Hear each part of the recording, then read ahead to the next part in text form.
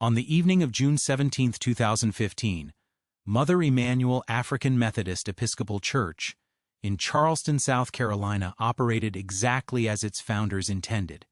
Doors remained unlocked. Strangers were welcomed into Bible study without screening protocols. Security systems reflected theological principles rather than threat assessment frameworks. The 199-year-old institution functioned according to design assumptions embedded in its community access policies. That sacred space provided inherent protection, that congregational openness served as both mission and security strategy, and that trust-based protocols could adequately filter threats. Every operational decision reflected these foundational premises. And yet, within hours, 9 congregants would be dead. Not because procedures failed, but because the institution's security architecture was designed around assumptions that made targeted violence not just possible, but inevitable. Mother Emanuel AME Church represented a specific institutional design philosophy that prioritized theological mission over security considerations. The church operated under what can be characterized as an open-access architecture, where community engagement and spiritual hospitality functioned as the primary organizational principles. This design framework emerged from the historical mission of African Methodist Episcopal churches as centers of community resistance and spiritual refuge. The institutional logic assumed that sacred space, combined with congregational community bonds, would provide adequate protection against external threats. The church's access control systems reflected this theological foundation. No systematic screening procedures existed for new attendees. No background verification protocols were implemented for Bible study participants. No behavioral assessment training was provided to congregation members or leadership. The institutional design assumed that individuals seeking to participate in worship activities represented genuine spiritual engagement rather than potential security threats. This assumption shaped every aspect of the church's operational structure, from physical space configuration to human interaction protocols. The physical architecture reinforced these design assumptions. The church building featured multiple unlocked entry points during evening activities. Interior spaces were configured to maximize community interaction and inclusive participation rather than defensive positioning or controlled access. Seating arrangements prioritized collective worship experience over tactical considerations. Communication systems focused on spiritual fellowship rather than emergency coordination. The building's design reflected 19th-century ecclesiastical principles that emphasized openness and accessibility as core institutional values. Personnel protocols aligned with these architectural and theological premises. Church staff and regular attendees were trained to welcome newcomers without suspicion or extensive questioning. The operational culture emphasized trust-building and community integration as primary responses to unfamiliar individuals. Leadership decision-making frameworks prioritized pastoral care and spiritual guidance over security assessment and threat evaluation. These human factors created predictable patterns of response that reinforced the institution's open-access philosophy. The church's historical context provided additional justification for these design choices. Emanuel AME had functioned as a center of community resistance since its founding, surviving periods of intense persecution and violent suppression. The congregation's ability to maintain continuous operation despite external hostility reinforced confidence in the protective power of sacred space and community solidarity. Previous threats had come from official government persecution rather than individual infiltration, creating institutional memory that emphasized collective resistance rather than individual threat detection. Training protocols reflected these historical and theological foundations. Congregation members received extensive guidance on hospitality and spiritual engagement, but minimal instruction on threat recognition or defensive response. Leadership development focused on pastoral skills and community building rather than security awareness or crisis management. The educational framework assumed that spiritual discernment would provide adequate protection against individuals with harmful intentions. The church's integration into the broader Charleston community further reinforced these design assumptions. Emanuel AME maintained extensive relationships with civic organizations, educational institutions, and other religious communities. These connections created expectations that the church's reputation and community standing would deter malicious activity. The institutional logic assumed that social capital and community respect would function as protective factors against targeted violence. Regulatory and legal frameworks supported these operational choices. No specific security requirements existed for religious institutions of this type. No mandatory threat assessment protocols were imposed by external authorities. No systematic vulnerability evaluations were required for community gathering spaces. The absence of external security mandates reinforced the Church's confidence in its theological approach to protection and community safety. The institution's resource allocation reflected these design priorities. Financial resources were directed toward mission activities, community programs, and facility maintenance rather than security infrastructure or personnel training. Human resources focused on pastoral care, education, and outreach rather than threat assessment and defensive preparation. These allocation decisions reflected consistent institutional logic that prioritized theological mission over security considerations. Communication systems within the Church emphasized fellowship and spiritual edification rather than emergency coordination or threat reporting. Information sharing protocols focused on community building and pastoral care rather than security intelligence or threat assessment. These communication patterns created institutional blind spots regarding potential security vulnerabilities while reinforcing confidence in community-based protection strategies. The Church's approach to risk management reflected theological rather than tactical considerations. Risk assessment frameworks emphasized spiritual and social challenges rather than physical security threats. Mitigation strategies focused on community engagement and pastoral intervention rather than defensive measures or access control. This risk management philosophy assumed that spiritual solutions would prove adequate for addressing security challenges. Emanuel AME's operational success under these design parameters reinforced confidence in the theological approach to community safety. The Church had maintained continuous operation for nearly 2 centuries without experiencing targeted individual violence during worship activities. This historical record supported institutional confidence that sacred space, community bonds, and spiritual engagement provided effective protection against malicious intent. The design assumptions appeared validated by operational experience until they encountered a threat scenario that specifically targeted and exploited institutional openness. The systematic vulnerabilities created by Emanuel AME's theological design philosophy were amplified by human factors that aligned congregation behavior with institutional openness rather than threat detection. Training protocols, behavioral incentives, and social dynamics created predictable patterns that made threat recognition increasingly unlikely as community integration progressed.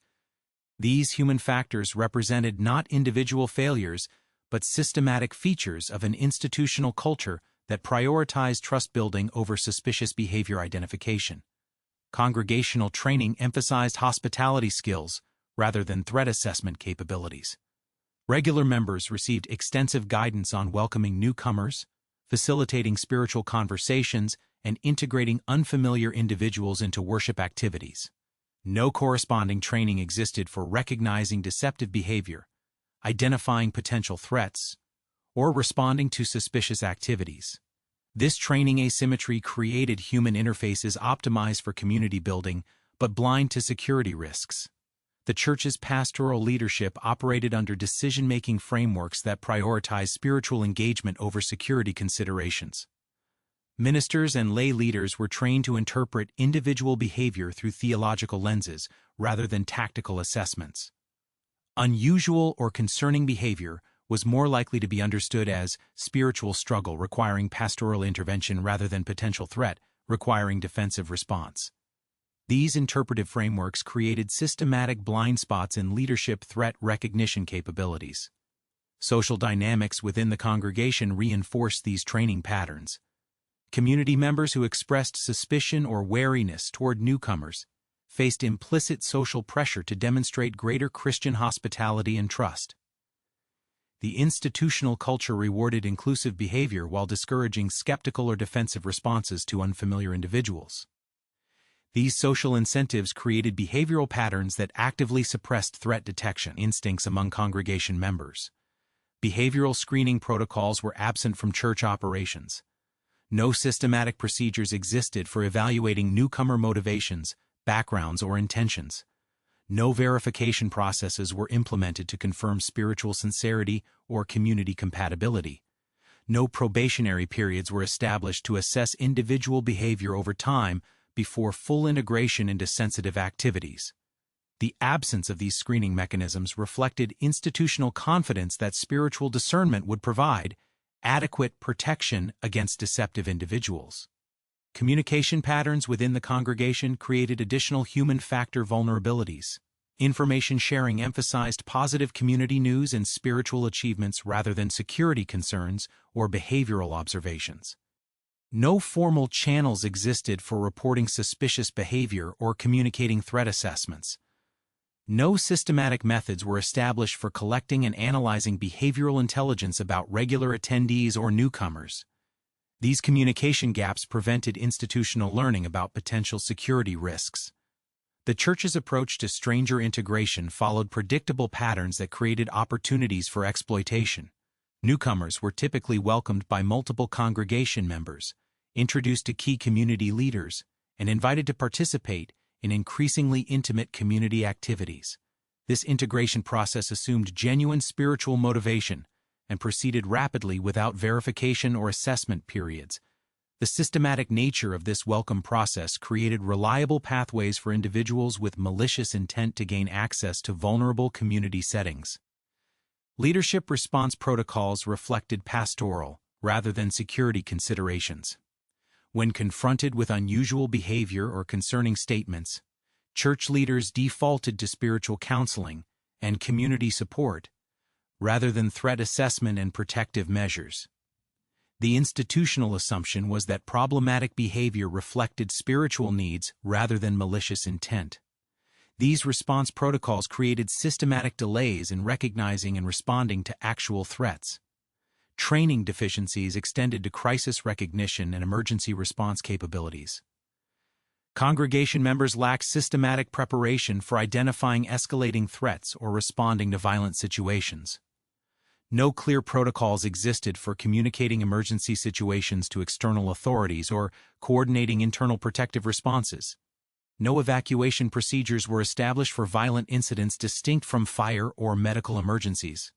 These training gaps created predictable confusion and delayed response during actual crisis situations. The church's human resource allocation reflected these training priorities. Personnel time and attention were directed towards spiritual development, community building, and pastoral care, rather than security awareness and threat assessment. No designated individuals were responsible for monitoring community safety or evaluating potential security risks. No systematic rotation of security responsibilities existed among congregation members. This resource allocation pattern reinforced institutional blind spots regarding security vulnerabilities. Incentive structures within the church community rewarded behaviors that increased rather than decreased security vulnerabilities. Individuals who demonstrated exceptional hospitality toward strangers received community recognition and spiritual affirmation. Those who expressed caution or skepticism faced implicit criticism for lacking Christian trust and openness. These incentive patterns systematically discouraged behaviors that might have provided early warning of potential threats. Information processing within the congregation filtered potentially concerning observations through theological rather than security frameworks. Unusual questions about church security, excessive interest in congregation schedules, or inappropriate comments about community members were more likely to be interpreted as spiritual confusion or social awkwardness rather than reconnaissance activity. These interpretive biases prevented accurate threat assessment even when warning signs were present. The church's approach to boundary setting reflected theological rather than tactical considerations. Community boundaries were defined by spiritual participation rather than behavioral assessment or security clearance. No differential access levels existed based on trust verification or time-based evaluation. No graduated integration processes were established to protect sensitive community activities from potential infiltration. These boundary-setting practices created uniform access to vulnerable community settings regardless of individual verification status. Cultural expectations within the African Methodist Episcopal tradition reinforced these human factor patterns. Historical emphasis on community sanctuary and collective resistance created cultural assumptions that church space provided inherent protection against external threats. Community members were culturally conditioned to interpret church participation as evidence of positive intent rather than potential deception. These cultural factors created additional barriers to threat recognition and security awareness. The congregation's previous experience with community threats shaped response patterns in ways that created new vulnerabilities. Historical threats had come from external institutional persecution rather than individual infiltration, creating mental models optimized for collective resistance rather than internal threat detection. Community members were prepared to resist official harassment, but unprepared to identify deceptive individual participation. These historical patterns created systematic blind spots regarding contemporary threat scenarios. Training evaluation within the church focused on spiritual development and community building rather than security effectiveness or threat recognition capabilities. No systematic assessment existed for evaluating congregation member abilities to identify suspicious behavior or respond to security threats. No feedback mechanisms were established to improve threat detection skills or security awareness. This evaluation gap prevented institutional learning about security vulnerabilities and response capabilities. The systematic vulnerabilities embedded in Emanuel AME's design philosophy and reinforced by congregational human factors created conditions where threat penetration could occur through normal operational channels rather than security breaches. On the evening of June 17, 2015, these vulnerabilities were exploited not through system failure, but through system success.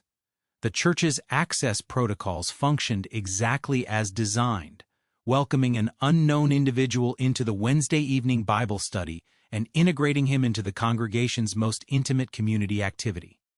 This integration sequence demonstrated how trust-based security systems could operate flawlessly while enabling catastrophic failure. The initial contact sequence followed established congregational patterns precisely. The unknown individual arrived during normal Bible study hours when the church doors remained unlocked according to standard protocol.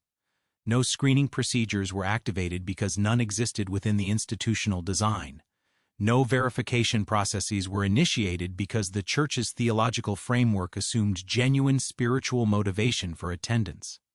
The individual was welcomed by congregation members following trained hospitality protocols that emphasized immediate inclusion and community integration.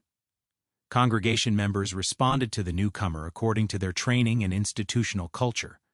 Multiple individuals engaged in welcoming conversation, offered assistance with navigating the church facility, and provided orientation to Bible study activities.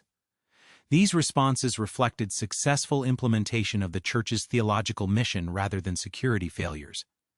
The congregation was operating exactly as institutional leadership intended, demonstrating Christian hospitality and community openness in accordance with core organizational values.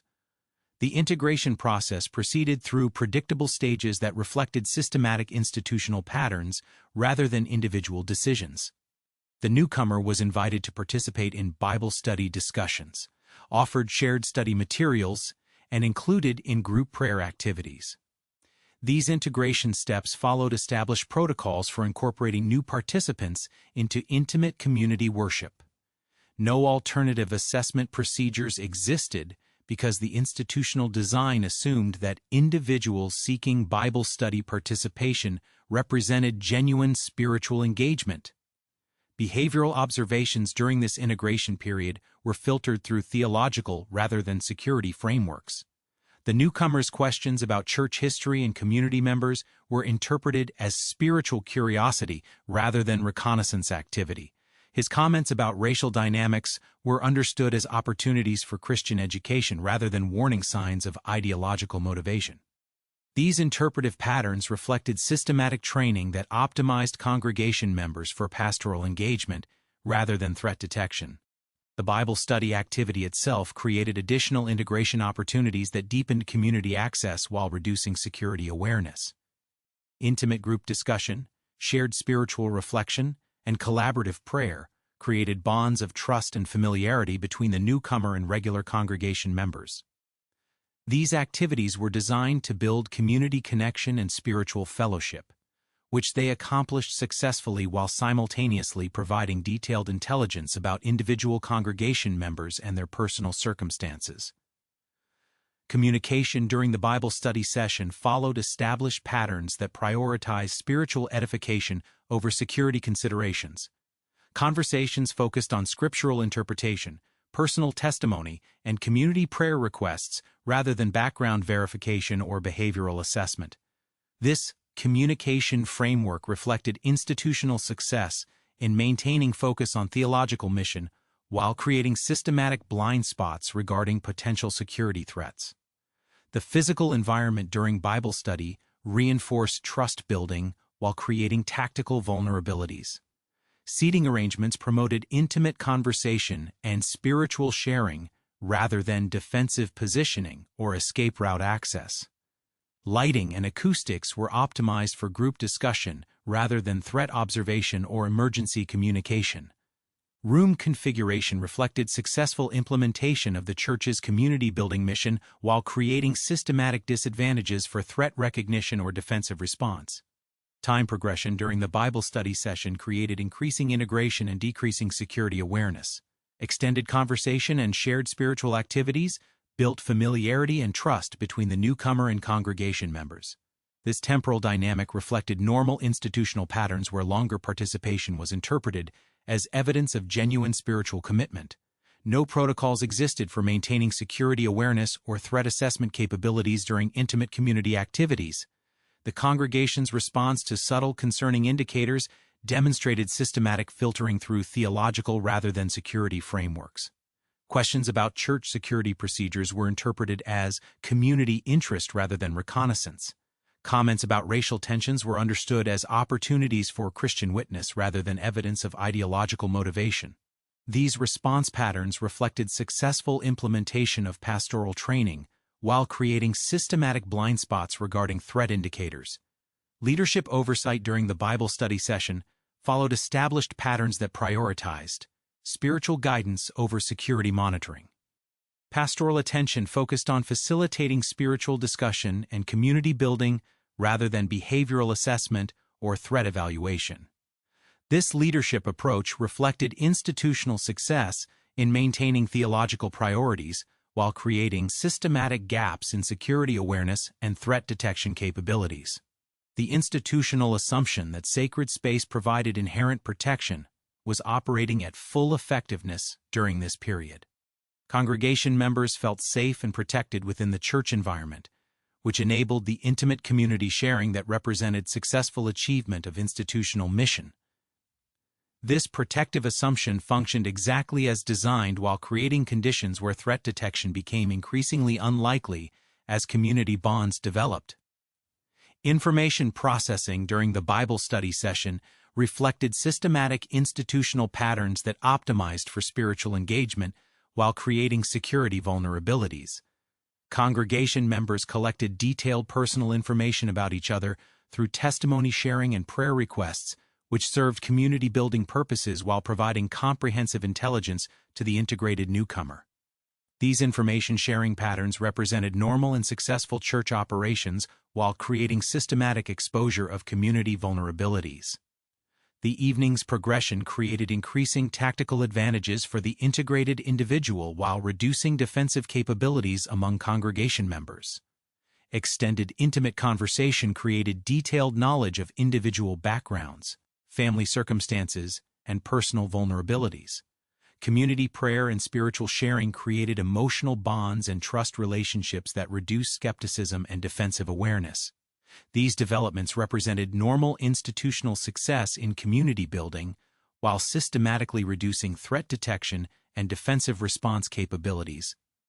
Physical positioning during Bible study activities reflected community-building priorities rather than security considerations. Congregation members arranged themselves for optimal spiritual fellowship, and shared discussion rather than defensive positioning or escape route access. The newcomer was positioned among community members rather than in monitored or restricted locations. These positioning patterns reflected successful implementation of inclusive community values while creating systematic tactical disadvantages for threat recognition and defensive response. The transition from community integration toward threat manifestation occurred within established institutional patterns that continued to prioritize spiritual engagement over security awareness. No systematic triggers existed for escalating security posture, based on temporal factors or behavioral indicators. No protocols were established for transitioning from hospitality mode to defensive awareness during extended community activities. The institutional design assumed that continued spiritual engagement would maintain protective conditions rather than creating opportunities for threat escalation. The transition from community integration to active threat manifestation revealed how the church's physical design and tactical environment created systematic disadvantages for defensive response while amplifying attack effectiveness. When the integrated individual initiated violence, the congregation faced physical constraints and spatial limitations that had been optimized for worship rather than security. The architectural framework that successfully facilitated intimate community gatherings simultaneously prevented effective defensive action, evacuation, or external intervention. This represents a fundamental design contradiction, where mission-optimal space configuration created tactically catastrophic conditions during security incidents. The Bible study room's physical configuration reflected ecclesiastical design principles that prioritized community intimacy over defensive positioning. Seating arrangements positioned congregation members in close proximity facing inward toward shared discussion space, rather than outward toward potential exit routes or defensive positions. This spatial organization successfully facilitated spiritual fellowship while creating tactical disadvantages during threat escalation. No sightlines existed toward potential escape routes or communication devices. No defensive barriers separated congregation members from potential threats within the community circle. The building's architectural design created systematic constraints on defensive response and evacuation options. Multiple entry points that facilitated community access during normal operations became potential threat vectors during crisis situations. Interior room layout optimized for spiritual activities created limited escape route options and poor defensive positioning opportunities. Narrow corridors and confined spaces that encouraged intimate community gathering prevented rapid movement and created choke points during emergency evacuation attempts. Lighting and acoustic conditions within the Bible study space reflected design optimization for spiritual activities, rather than threat detection or emergency communication. Subdued lighting that created appropriate ambiance for evening worship reduced visual clarity for identifying threats or coordinating defensive responses. Acoustic design that facilitated intimate conversation prevented clear communication with external areas or emergency services. These environmental factors that successfully supported normal church operations created systematic disadvantages during crisis situations. The timing of threat manifestation exploited systematic vulnerabilities in the congregation's physical positioning and defensive readiness. The transition from prayer activity to violent action occurred when congregation members were in their most vulnerable posture, with eyes closed and attention focused inward on spiritual engagement rather than outward on potential threats. This tactical timing reflected deliberate exploitation of predictable religious behavioral patterns that created systematic windows of vulnerability during normal worship activities. Physical response capabilities among congregation members were constrained by both spatial limitations and lack of defensive training. The intimate seating arrangement prevented rapid dispersal or coordinated defensive action. No clear leadership protocols existed for organizing defensive response or emergency evacuation. No communication systems were immediately accessible for alerting external authorities or requesting emergency intervention. These physical and procedural constraints created systematic disadvantages for any defensive response, regardless of individual courage or determination. The weapon deployment sequence revealed how the church's trust-based security model created tactical advantages for concealed threats while preventing defensive countermeasures. No screening procedures existed to detect concealed weapons because the institutional design assumed that individuals participating in Bible study posed no physical threats.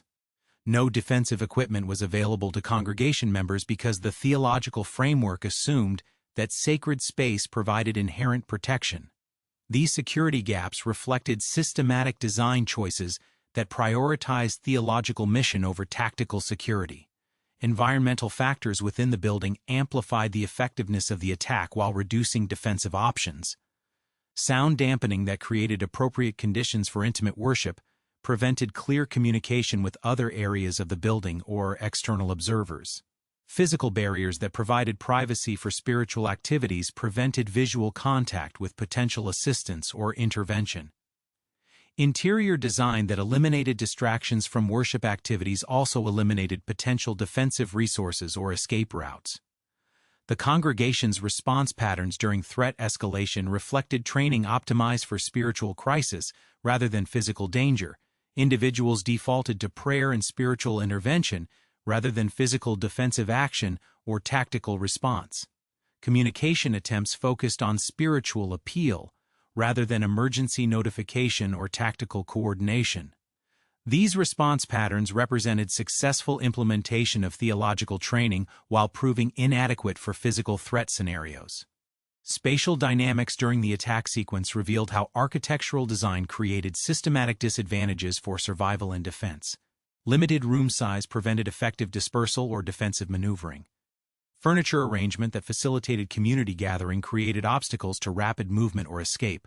Interior configuration that eliminated sightlines to external areas prevented assessment of available assistance or alternative escape routes. The time-distance factors governing potential intervention highlighted how the church's isolated evening activities created systematic delays in external assistance. Evening Bible study occurred during periods of reduced community observation and external monitoring.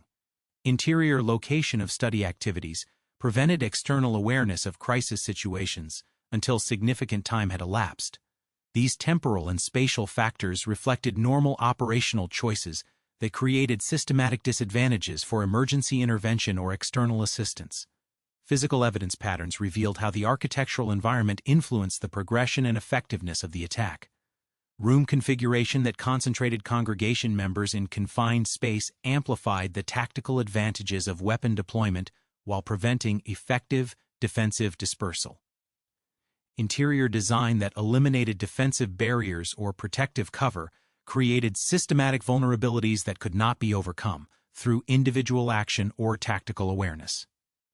The building's communication infrastructure reflected design priorities that created systematic delays in emergency notification and response coordination. No panic buttons or emergency communication devices were readily accessible within the Bible study space. No clear procedures existed for rapid notification of external authorities during violent incidents. Interior phone systems were designed for normal community communication rather than emergency coordination during crisis situations. Evacuation pathway analysis revealed how architectural design choices that facilitated normal community access created systematic bottlenecks and tactical disadvantages during emergency situations. Exit routes that adequately served normal traffic patterns became inadequate for rapid emergency evacuation under stress conditions. Corridor width and door configurations that met building code requirements for normal occupancy proved insufficient for emergency escape under tactical pressure. The congregation's physical positioning during threat escalation reflected successful implementation of community-building activities while creating maximum tactical vulnerability. Intimate, circular seating that promoted spiritual fellowship concentrated potential targets while preventing defensive spacing or tactical positioning.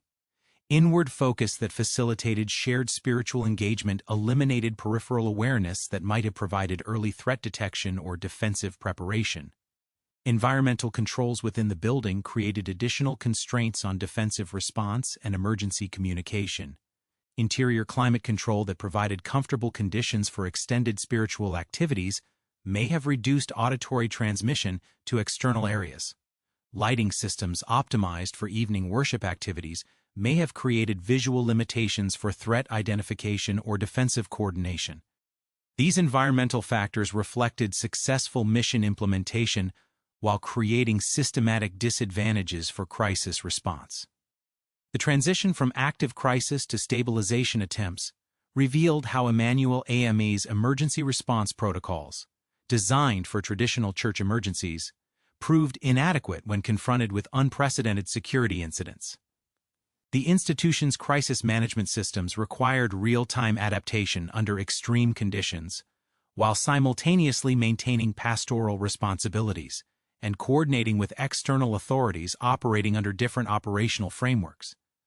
These stabilization efforts exposed secondary institutional vulnerabilities and created new challenges that extended far beyond the immediate physical crisis.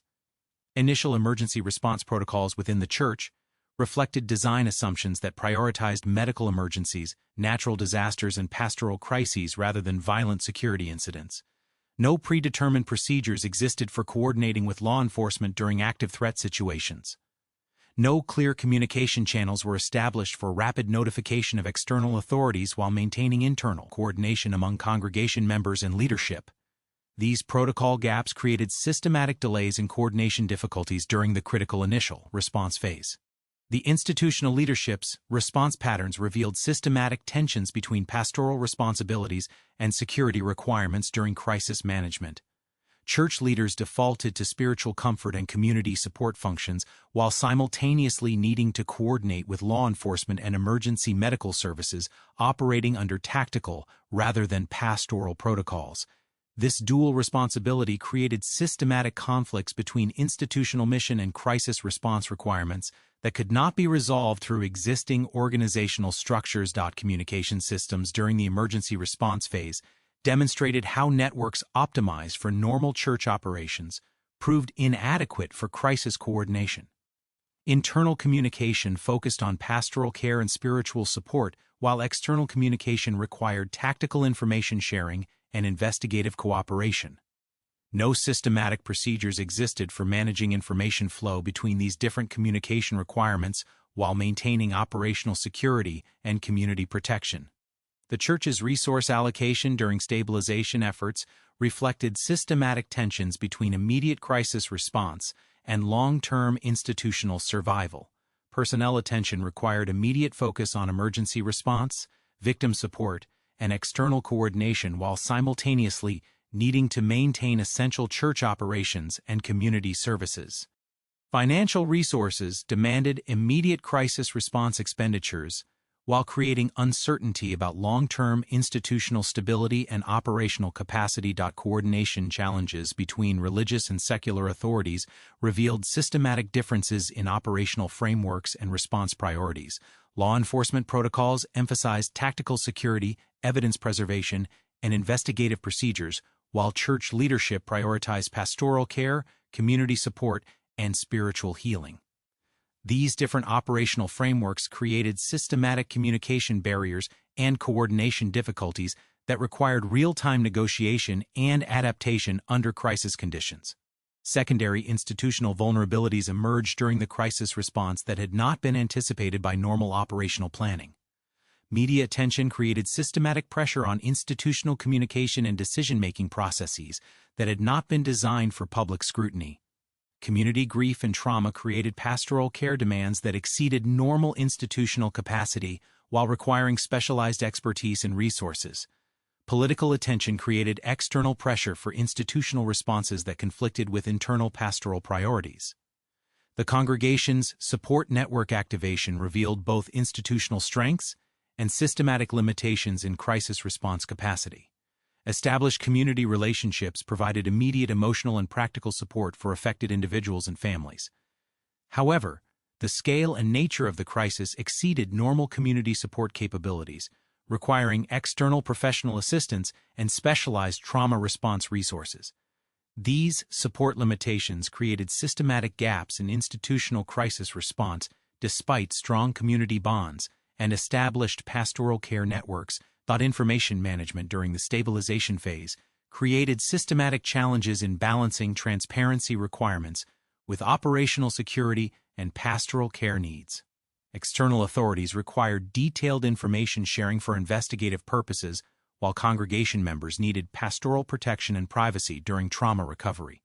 Media attention demanded public information while institutional leadership needed to maintain focus on internal community healing and support. Physical security reassessment during stabilization revealed systematic contradictions between enhanced security requirements and theological mission priorities. Implementing additional security measures conflicted with institutional commitments to community openness and accessibility. Installing screening procedures and access controls contradicted historical identity as a sanctuary and refuge for community members. These security tensions required fundamental reconsideration of institutional design assumptions and operational priorities. The institutional decision-making process during stabilization attempts reflected systematic challenges in adapting theological leadership structures to crisis management requirements. Church governance systems designed for spiritual guidance and community development proved inadequate for tactical decision-making and external coordination under crisis conditions. Leadership authority structures required rapid adaptation to incorporate external expertise while maintaining institutional identity and theological integrity. Community continuity efforts during the crisis response revealed systematic tensions between institutional survival and mission fulfillment under transformed operational conditions. Maintaining regular worship activities and community services required enhanced security measures that contradicted historical operational patterns. Continuing theological education and community outreach required risk assessment protocols that conflicted with traditional inclusive access policies. Resource coordination during stabilization efforts demonstrated both community strengths and systematic limitations in institutional support capacity. External offers of assistance created overwhelming coordination demands that exceeded normal institutional administrative capacity. Managing donated resources, volunteer services, and professional assistance required expertise and systems that had not been developed for crisis situations. These resource management challenges created secondary operational burdens during an already overwhelming crisis period. The institutional learning process during stabilization revealed systematic difficulties in incorporating crisis experience into normal operational frameworks while maintaining theological identity and community mission. Documenting lessons learned required systematic analysis of institutional vulnerabilities while avoiding self-blame or theological questioning that might undermine community confidence and spiritual foundation. Implementing operational changes required balancing enhanced security with continued accessibility and openness. Psychological support coordination during crisis response exposed systematic gaps in institutional capacity for trauma intervention while revealing the limitations of traditional pastoral care frameworks for addressing violent trauma.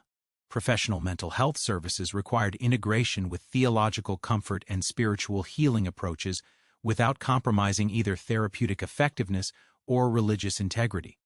These support coordination challenges required expertise and resources beyond normal pastoral training and institutional capacity.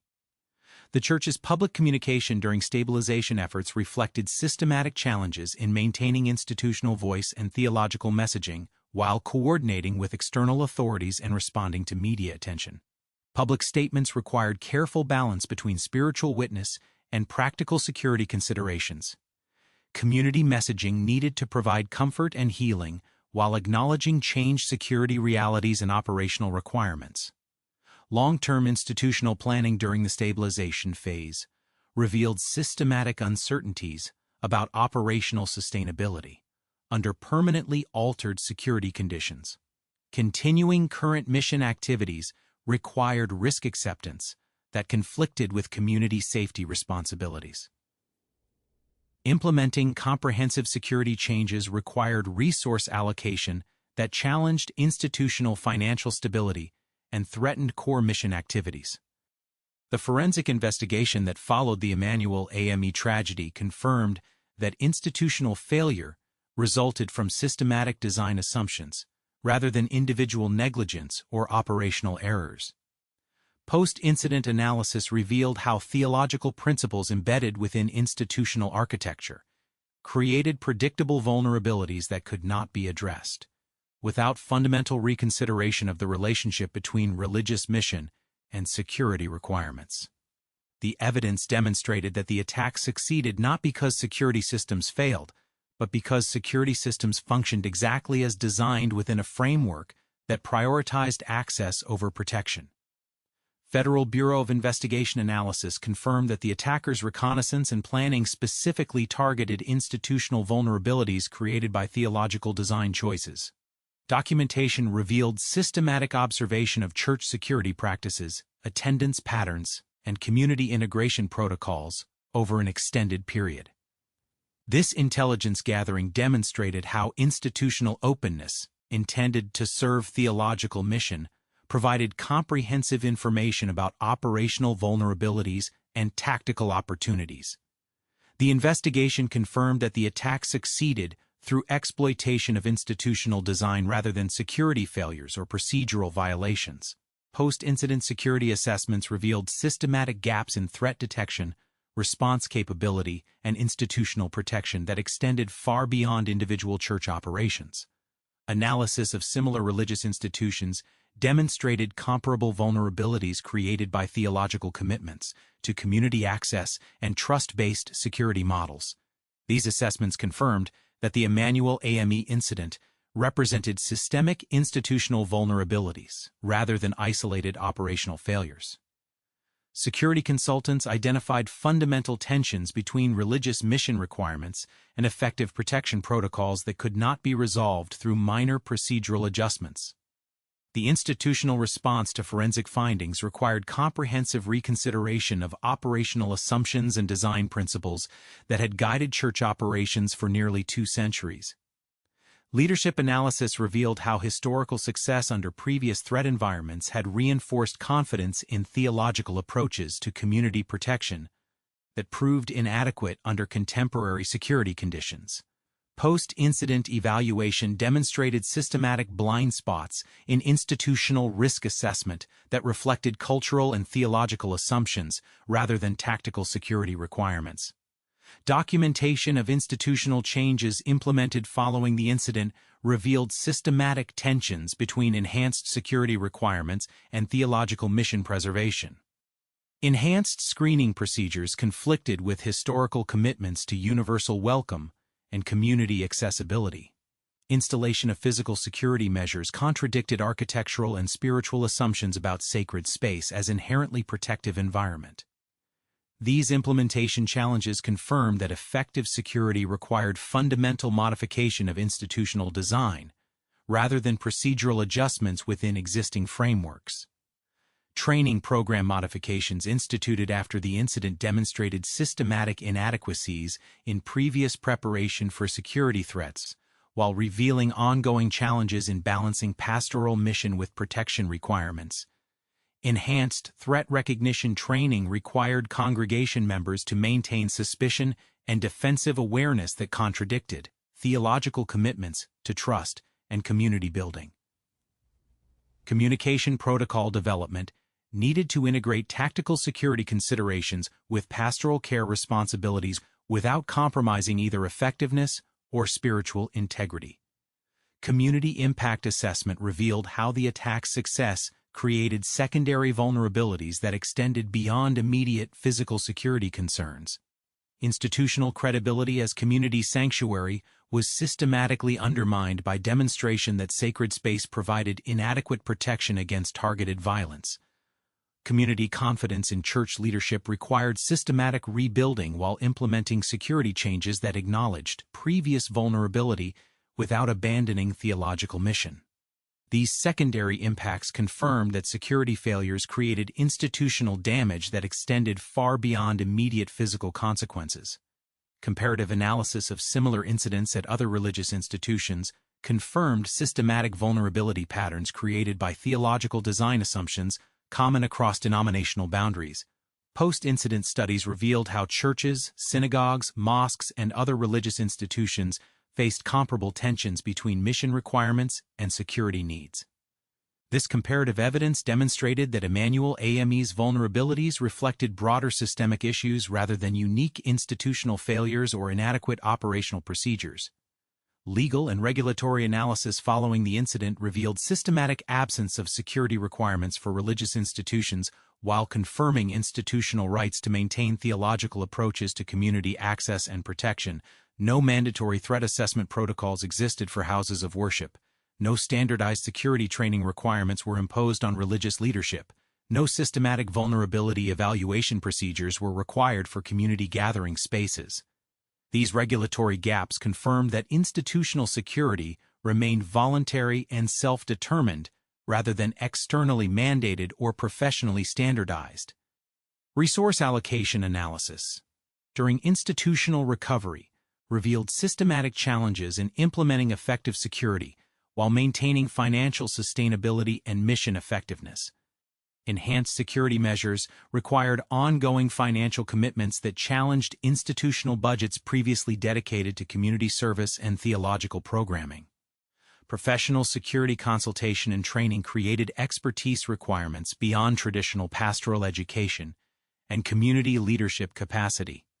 These resource challenges confirmed that effective institutional protection required fundamental reallocation of priorities and resources rather than minor operational adjustments. Long-term institutional adaptation revealed systematic difficulties in maintaining theological identity while implementing security measures adequate for contemporary threat environments. Community surveys indicated ongoing tension between enhanced security protocols and congregational expectations for accessibility and welcome. Leadership evaluation demonstrated continued challenges in balancing pastoral responsibilities with security oversight and threat assessment requirements. These adaptation difficulties confirmed that institutional change required ongoing negotiation rather than immediate resolution of competing priorities. The broader implications for religious institutional security revealed systematic vulnerabilities created by theological commitments that extended across denominational and geographical boundaries. Churches committed to community sanctuary and universal welcome faced comparable security dilemmas regardless of specific theological traditions or historical experience. Houses of worship serving marginalized communities confronted additional targeting risks that amplified standard institutional vulnerabilities. These broader implications confirmed that the Emanuel AME incident represented systemic, rather than isolated institutional security challenges. Evaluation of prevention strategies implemented across similar institutions revealed systematic limitations in security measures that maintained theological integrity while providing effective protection against targeted ideological violence. Enhanced screening procedures could identify obvious threats but proved inadequate for detecting sophisticated deception and long-term infiltration strategies. Physical security measures could deter spontaneous violence but created limited protection against planned attacks by individuals willing to exploit community trust and integration processes. The incident's documentation in security literature confirmed systematic recognition that effective institutional protection required fundamental reconsideration of traditional assumptions about sacred space, community trust, and theological approaches to safety and protection. Professional security analysis concluded that houses of worship faced unique vulnerabilities created by mission requirements that could not be addressed through conventional security frameworks without compromising religious identity and community function. The forensic conclusion returned to the fundamental contradiction identified in the original analysis. Emanuel AME Church operated exactly according to its theological design principles, while simultaneously creating conditions that made catastrophic failure not just possible, but structurally inevitable. The institutional failure occurred not because systems functioned incorrectly, but because systems functioned correctly within design assumptions that proved inadequate for contemporary security environments. This represents not operational failure but design failure, where institutional logic optimized for theological mission created systematic vulnerabilities that could not be addressed without fundamental reconsideration of the relationship between spiritual commitment and physical protection in contemporary religious practice.